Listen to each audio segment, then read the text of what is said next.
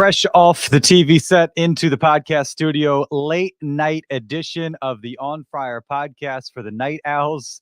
Any folks still buzzing from that 4-0 game one shutout against the Braves?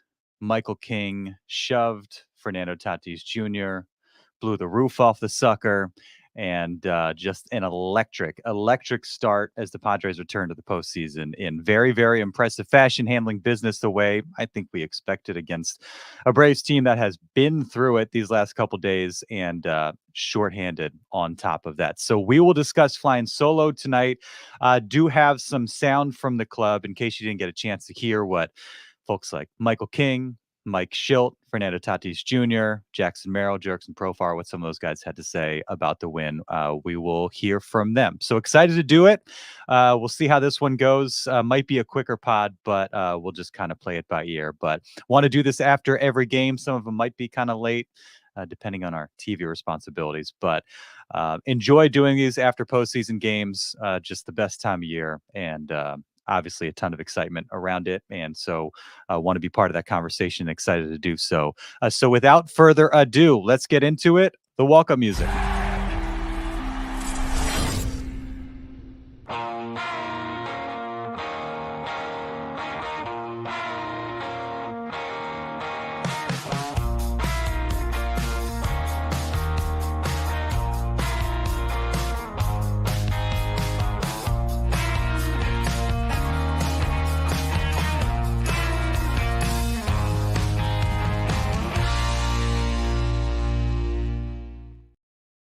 It is the On Friar podcast brought to you by NBC7. Darnay trip flying solo with you tonight to recap, relive game one of the wild card series against the Atlanta Braves 4-0 win for the Padres. Fernando Tatis Jr. providing the moment of the night, and Michael King just sensational for the Padres. And not just one of the best starting pitching performances in Padres history, but in MLB history. We'll get you the details if you haven't seen that already. But what a night. And just the environment, the excitement, the towels, just the buzz around the East Village, and a performance to match all that was really, really cool to see.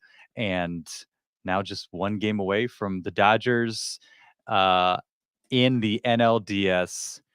And excuse me, double multitasking here. Yeah, just a ton of excitement. And Bob Nightingale with a tweet that I had to like earlier on, which means if it's coming from Bob Nightingale, there's a chance that the reverse jinx is always in play. And it was before the game, before I think it might have been during some of the action early in the afternoon, but it was before the Padres played.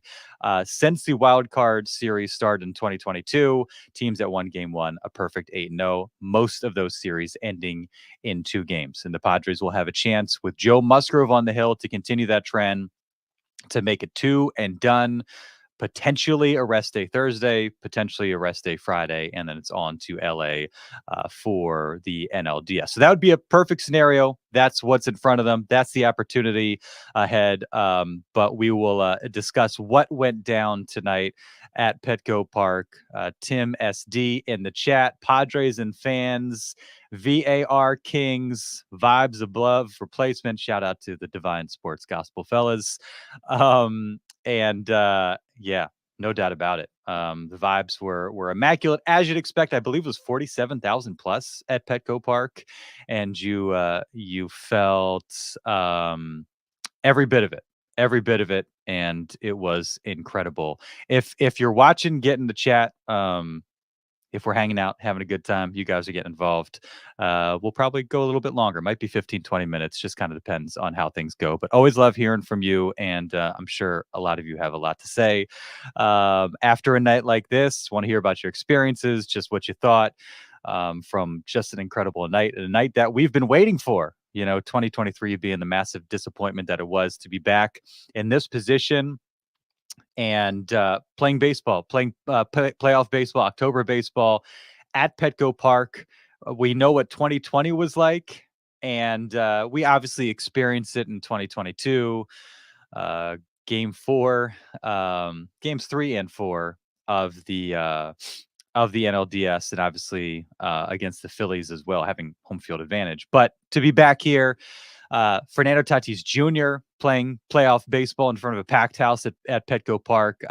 There was just a lot of different things that made me think of 2020. And maybe I will always think of 2020 just as weird as it was when you get to playoff baseball and when we have a chance to have a packed house and the place just buzzing in electric atmosphere. That was really, really cool to see. And for them to for Padres fans to represent the way that they did and the team to perform the way that it did, it was incredible. Jeremiah with us as well. I saw you were live, so I stopped the wrap up show to come watch you live. Hey, how about that wrap up show? That's what I love to hear. Take that, John Jim.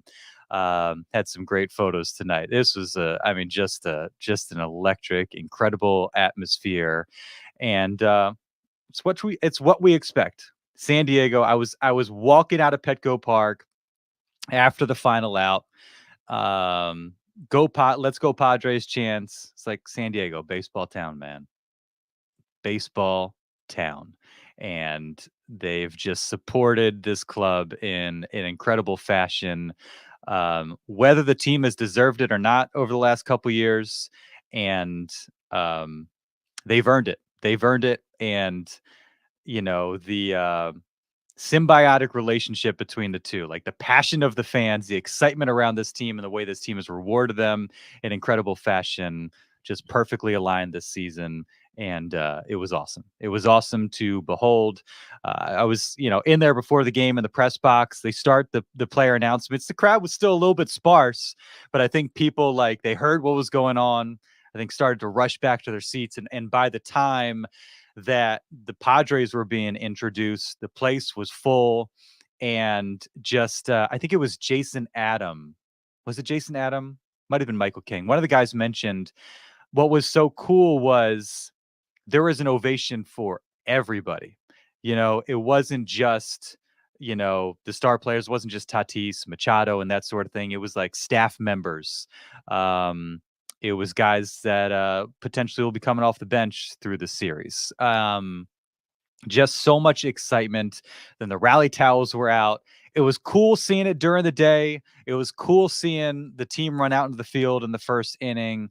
But obviously the Tatis homer, the place erupts and just loses it.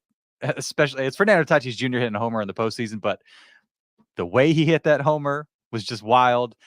And but once you get under the lights, Robert Suarez coming out, and you get into the ninth inning, the towel's going, the final out.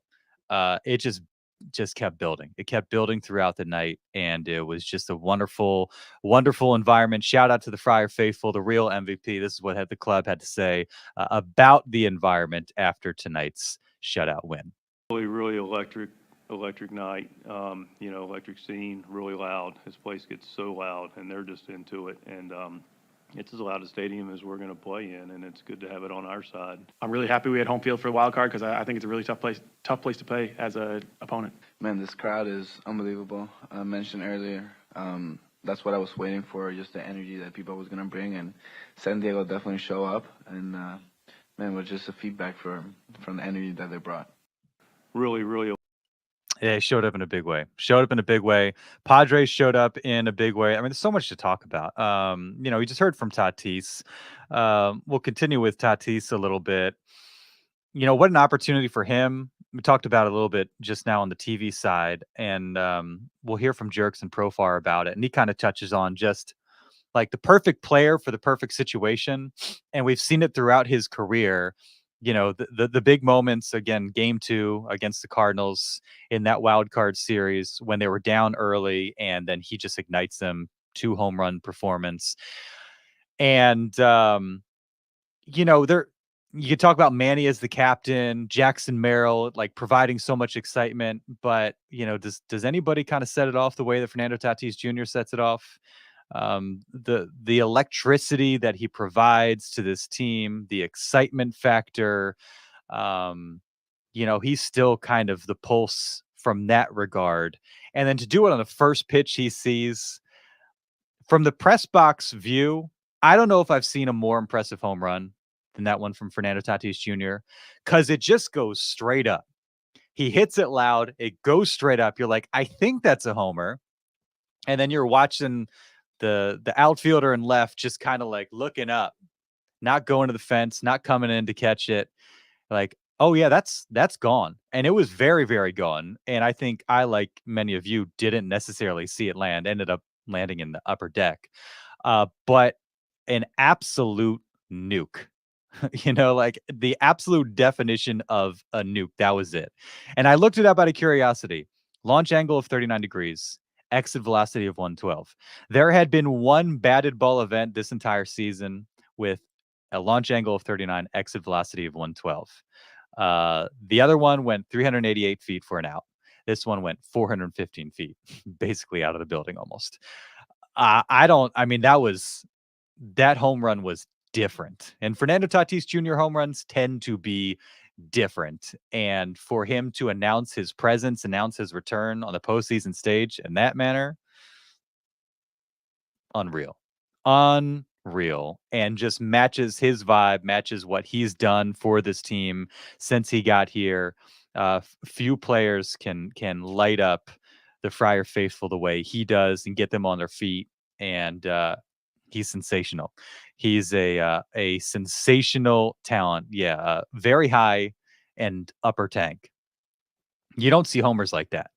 It wasn't and they're all great. Kyle Higashioka, I mean, that was a no-doubter in the eighth. As soon as it comes off the bat, you knew it was gone. I love the Manny Machado stingers, like a Tiger Woods stinger. Like he hits a 2-iron, barely gets off the ground, but it's gone. And even his swing, his foot slips on the plate, an awkward finish, and yeah, it was unlike a Fernando Tatis Jr. homer that we've seen, unlike a homer that I think I've seen at Petco Park. It was incredible, and obviously, one of the main topics amongst the guys after the game, including Jackson Merrill, who had a great line about like, look, is anybody surprised? There was a single person in the world guessing that he was not going to hit a homer. I think everybody was calling that homer right there, doing what he does. He's an electric player, and the playoffs, everything about the playoffs is electric. He brings a lot of energy. Just making your crowd going crazy is what we dream of a kid. Hitting a home run in a clutch spot and in a postseason, meaning something is definitely what you work for, and then those are definitely memories you're gonna take forever. Yeah. And I think memories that the Friar faithful are going to have forever. I mean, you talk about like that triple play, like Padres lore, his 2 home run performance against the Cardinals. You could maybe throw that in there as well, especially just how unique the environment was. But this is another one that we're going to remember and be talking about for a long, long time, just because it was a mammoth, gargantuan shot. It gives them the early lead. It gives Michael King like a little bit of comfort, after a first inning where he was tested a little bit, strikeout to get out of the jam. That in itself creates a ton of excitement. Luis Arise, a nice finish to the regular season, but after a stretch where he struggled, hard hit, double, to get things started and set the table for the Tatis home run. I mean, it was incredible the way that it kind of played out from the very beginning, and the way Fernando Tatis Jr. Just made the place real loud. Excuse me, not a double base hit for Luis Arise, but it was awesome. It was incredible, and just what a way to start the game. And I want to talk about Michael King.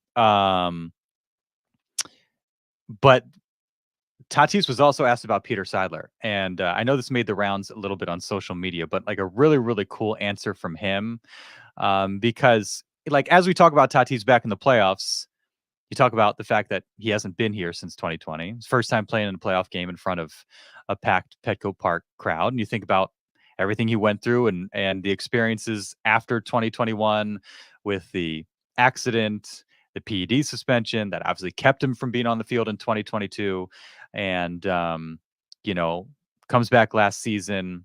The disappointment, the sadness around the passing of Peter Seidler, who has been like now an inspiration for this team and fueled this team so much. And Tatis certainly one of those guys, and a really touching answer when talked about Peter Seidler and his relationship and how much he's motivated by the late beloved Padres owner. He's in the front of it. Me and Pete definitely had a relationship, like stuff that probably nobody knew. It's like when I had my surgeries and I got my suspension, like Peter was sitting in my house with me in the afternoon after all my surgeries. He came a couple of times to my house and had beautiful conversation with him of how San Diego was going to look the next 3 years, the next 5 years, the next 10 years, and what he has for the city and the love that he had for all of us. It was just unconditional, and like we're definitely doing this for him, and we're definitely pushing harder for him, especially myself. And every step that I go from here in my career here in San Diego, he's definitely going to be in my right shoulder, popping every single special moment. That's really cool, and that was certainly a special moment. And it's cool getting those stories. Just kind of a testament to the type of guy that Peter Seidler was. And even after the suspension, I mean, he was, a real advocate for Fernando Tatis Jr. through a tough time when obviously he faced a lot of criticism and took a lot of heat. And Seidler, just the gracious person that he was, extended that love to Tatis, and clearly that means something for him. Over 16 minutes in, have barely talked about Michael King, which seems like a disservice to just a historically great performance on the mound for Michael King. He was the best starter for the Padres during the regular season, a 2.95 ERA. And you could have made an argument, if everything was equal for any of those guys, the top four. Just so happened that Michael King's turn was up. Didn't need him on Sunday. Went to him on Tuesday, made perfect sense. And his first postseason start, man, unbelievable.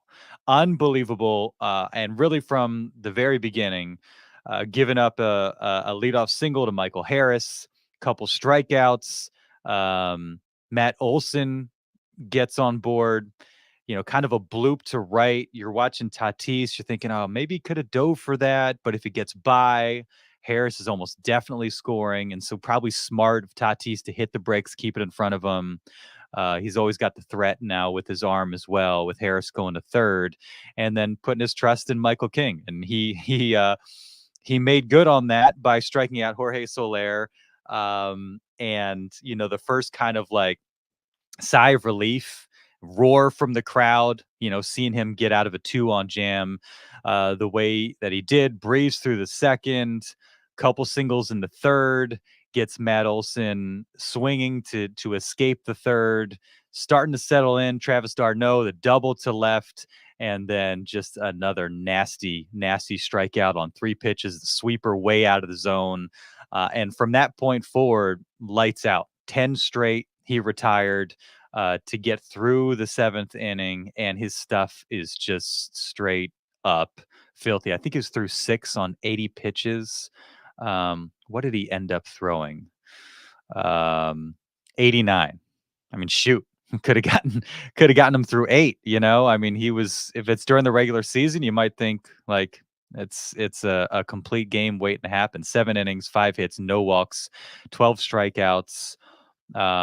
Third Padres pitcher with 10 plus Ks in a postseason game. And according to OptaStats, first pitcher in postseason history across the bigs in a winning effort to have 12 strikeouts, 0 walks, and 0 runs. So that's how good Michael King was. And I mean, it's so fun watching him. His velocity up a tick, obviously, you could tell he was fueled by the environment. Talked about that leaning into it, not shining away from it, trying to insulate himself from it, but like leaning into the environment. And clearly that paid off for him. Yeah. Tim chiming in, no walks was my takeaway. Pepper the zone, got ahead of, I know he was like, I think 14 of 15 at one point. First pitch strikes at 21 of 26.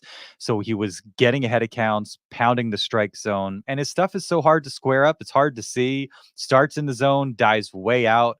the Jorge Soler strikeout in the 6th inning on the sweeper is just like a perfect example because he's peppering you with these like turbo two-seamers that end up in the zone, and then you see a pitch coming in the zone, dies away on a sweeper, and it's like, what do you do with that? It's just filthy. He was incredible.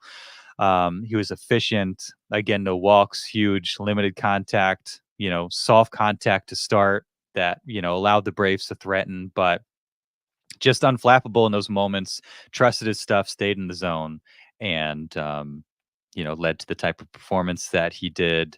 What a tone setter that was for him, for the Padres staff, and for him, being inexperienced in the spot to come out the way that he did.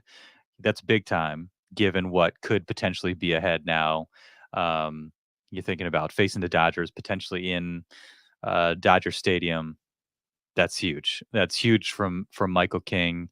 And here's what he and I believe he and Tatis had to say about what King did to get things going tonight, Game 1 against the Braves. So I think feeling that pressure from the start of the game was something that I wanted to use to my advantage and build off of. So feeling the crowd noise, knowing how big postseason games are, it all played into my mentality throughout the whole game. It was amazing. It was amazing. He definitely set the tone for us. He gave us the confidence that we needed as a group, as an offense. And just him going out there, shutting the door for 7 innings, man, that's all you can ask for a starter. Yeah, no doubt. I mean, he did. Mike Schill, what does he always say? He did his job. He did what we needed him to do. And glad he kept him out there for the 7th. He did more than what they could have reasonably asked for him. It was awesome from Jeremiah. Michael King had them swinging on the other side of the batter's box and beyond. How could you not? I just thought, what would you do? What do you do when you're seeing that guy's stuff? The way he was grooving it tonight was really, really, really impressive. And Giannis on Twitter tonight, everybody knows Giannis, said something along the effect of like, I don't miss Juan Soto anymore. And it made me think, A, do you still miss Juan Soto? And B, if you don't miss Juan Soto anymore, when did you stop missing Juan Soto? I don't know if I have a good answer to that question. Maybe it was like July, August, when the offense is going, they're playing well without Fernando Tatis Jr. Line up and down the order, guys are contributing.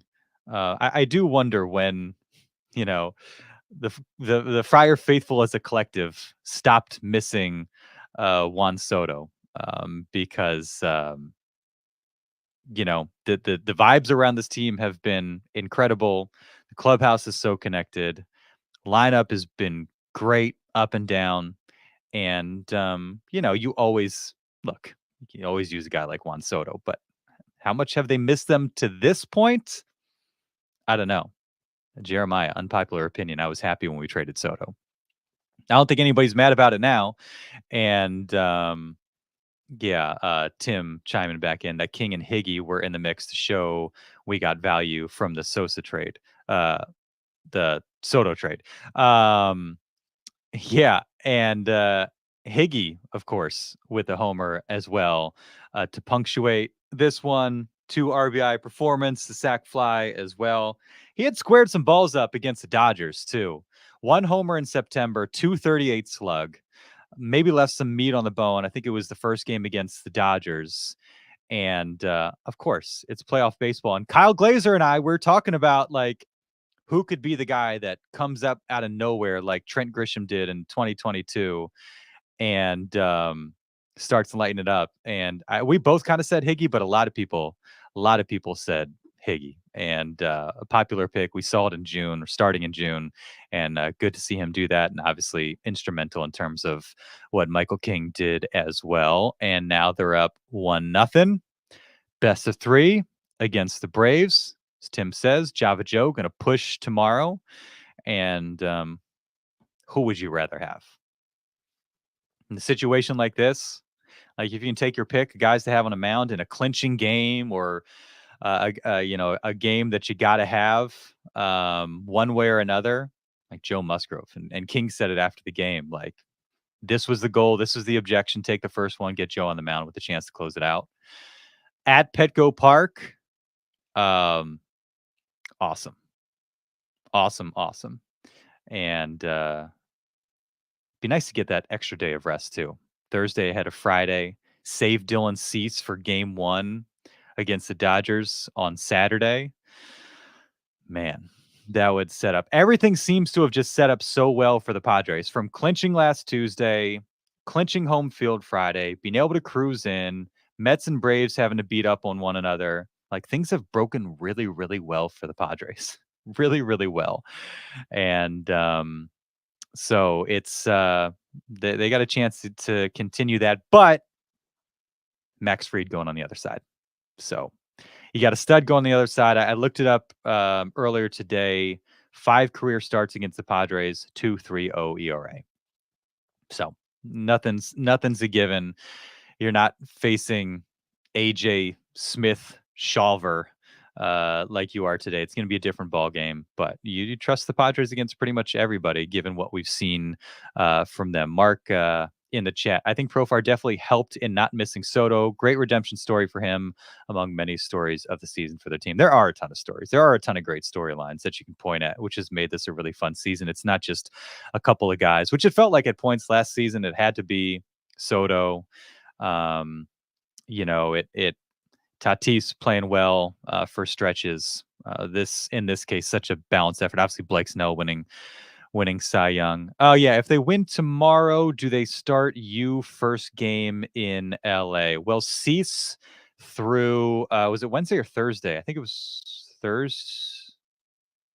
Wednesday or Thursday last week.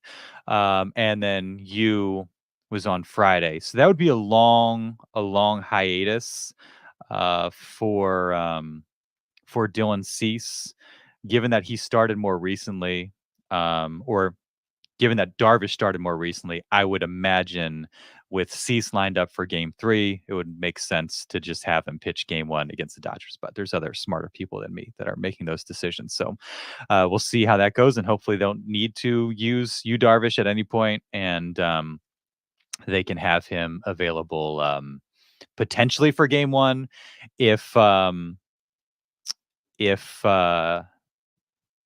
they do go 3, or Sunday if they do go 3 games and Dylan Cease. Or if it's 2 games and Dylan Cease is able to pitch. I'm tired. It's been a long day, but it's been an incredible day, and glad we were able to do this. Appreciate everybody in the chat. Always fun. You guys make this such a blast to do, and we will continue to do this throughout the postseason. Certainly after game 2, I think we'll be able to do it a little bit earlier on Wednesday, and hopefully we'll be talking about a closeout game. Padres winning a wild card series should be great. So we'll see how that goes. We'll be with you either way. Appreciate everybody in the chat. Thank you, Tim. Thanks to everybody here. Appreciate you watching. Appreciate you listening. Mark ends it the only way to end it. LFGSD. You know what it means. I can say 4 of the words on here. Let's go San Diego. Enjoy it, and we will catch you